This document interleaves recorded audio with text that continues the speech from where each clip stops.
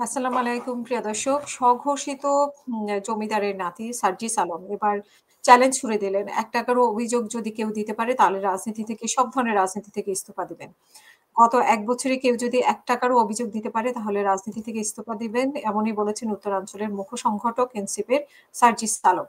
উনি বলেছেন যে উনার আটোয়া উপজেলায় সার্বিকভাবে সবাই সহযোগিতা করবে এবং সবাই মিলে একটা ভালো কাজ করবে। ভালো কাজে কেউ বাধা দিবে না।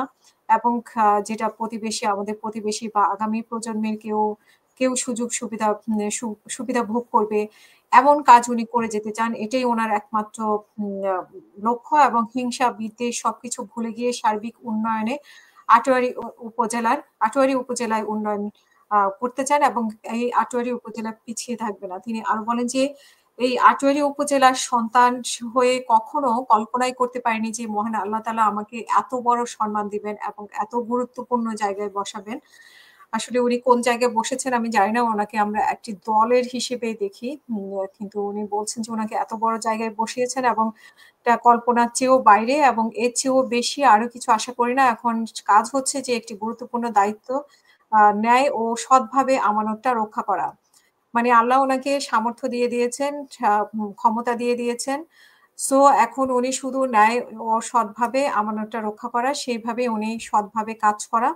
এটাই উনার লক্ষ্য এবং উনি আরো বলছেন যে অনেকে প্রোপাগান্ডা ছড়াচ্ছে, তাদের উদ্দেশ্যে তিনি ওপেন চ্যালেঞ্জ দিয়েছেন, যদি ১ বছর ১ মাসে তার বিরুদ্ধে কেউ ৳১ অভিযোগ দিতে পারে, তাহলে সব ধরনের রাজনীতি থেকে ইস্তফা তিনি দিবেন।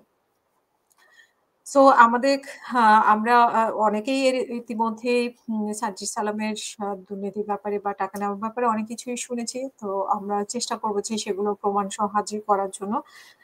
সার্জিস আলমের মাধ্যমে অত্র উপজেলার বিভিন্ন মসজিদ, মন্দির, ঈদগাহ এবং রাস্তা সংস্কারের অনেক আবেদন স্থায়ী সরকার মন্ত্রণালয়ে দেন। মসজিদ, মন্দির এবং ঈদগাহ মন্ত্রণালয় ময়দানের সংশ্লিষ্টরা পরে চলতি অর্থবছরের ১ম ধাপে স্থানীয় সরকার মন্ত্রণালয় কর্তৃক কাটোয়া উপজেলায় ৩০ টি মসজিদ, ৯ টি মন্দির ও ১১ টি রাস্তা সংস্কারের বরাদ্দ আসে। সেই বরাদ্দসহ মসজিদ, মন্দির ও ঈদগাহ ময়দানের সংশ্লিষ্টদের মধ্যে মতবিনিময় সভায় তিনি এসব কথা বলেন।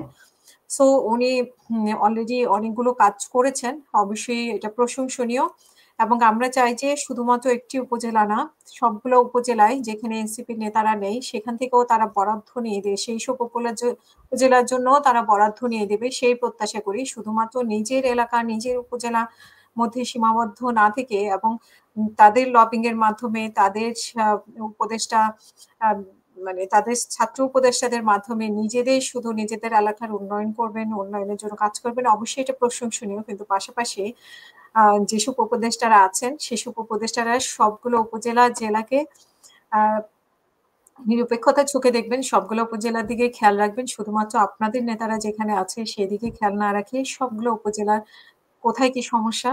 এভাবে যেটা আটোয়াতে আপনারা মসজিদ, মন্দির সবকিছুতে বরাদ্দ দিয়েছেন, অন্যান্য উপজেলার মানুষও আপনাদের কাছে আশা করে।